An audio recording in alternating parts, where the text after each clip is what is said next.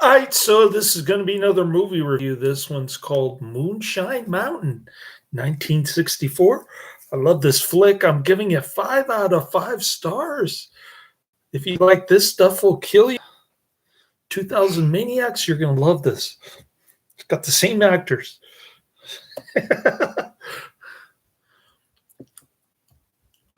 uh, Yeehaw! The South will rise again. All right, here we go. Moonshine Mountain, 1964, 1 hour, 25 minutes. It gets a somewhat lukewarm 4.3 out of 10 on IMDb, 380 ratings. We like the movies with 0 ratings on IMDb. Here we go. Such as Jimmy Trainor's Alien Parasite. Chuck Scott plays a country western singer who goes back home to the hills of Carolina, where he gets caught up in a feud between some homeboy moonshiners and the revenuers.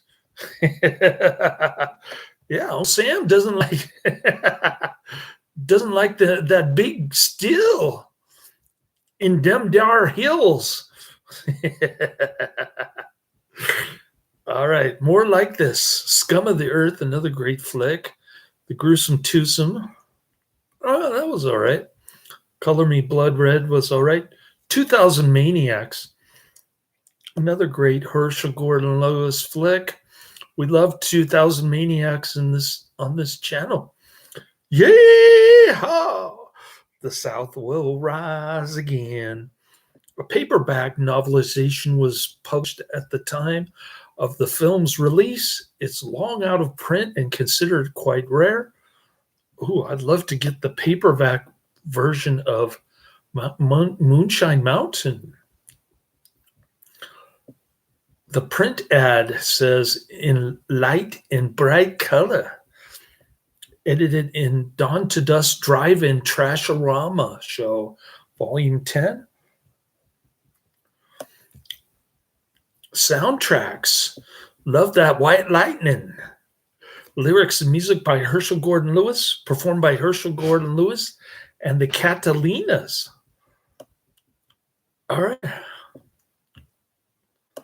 This is going to be one of those so bad that it's good type movies, but Michael Elliott posted a bad review, giving it a 0.5 out of 4.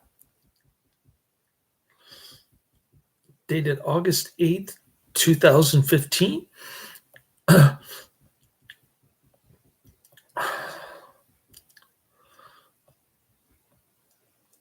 He calls it a rather awful movie. Moonshine Mountain, 1964.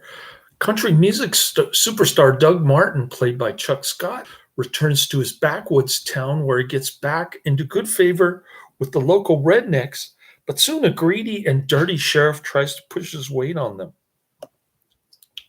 Moonshine Mountain is a rather horrible film. It's becoming quite clear to me that director Herschell Gordon Lewis made some really awful movies. Yes, everyone, including myself, loves his gore pictures, but man, there were some bad ones surrounding them. This film clocks in at just 83 minutes, but I honestly think it was the slowest movie I've ever seen. In fact, I thought the movie was nearly over and checked the time on it and realized that that I was only 20 minutes in. Yes, it's that slow. As you'd expect, the performances were quite awful, as was the story, the direction, the lighting, the camera work, pretty much everything else. What was so shockingly bad about this film is the fact that the producer and filmmakers thought someone would want to watch this. Must have been yours truly. The Hicksploitation genre wasn't a big one, but at least the majority of those films offered up either nudity or some sort of fun. Oh, I guess he wants to watch Country Cousins. Moonshine is just one long, drawn-out scene after another. There aren't any laughs, no nudity, no exploitation. There's really nothing here except for a couple dumb but fun songs. I love the hillbilly songs in this one. And the fact that the sheriff dumps federales and rape women into the still to make it taste better. This kind of has kind of makes me think that Motel Hell ripped off something from this, because they're like mixing the white lightning with dead bodies. They just dump them in the still. and the young and white women, they're missing a tooth right here. They look like Edward E. Newman. It's funny watching the white blondie who's missing a tooth right here. she got her axe and she just whacks the sheriff with it. What a great ending. And then the deputy was trying to dynamite all of them, but he was so inept that he dropped it or something. They just took it away from him. They just snatched it right out of his hand, and then they put it next to the fire, and the whole still went up like a big explosion. It was great. I love this flick. We love Hicksploitation on this channel.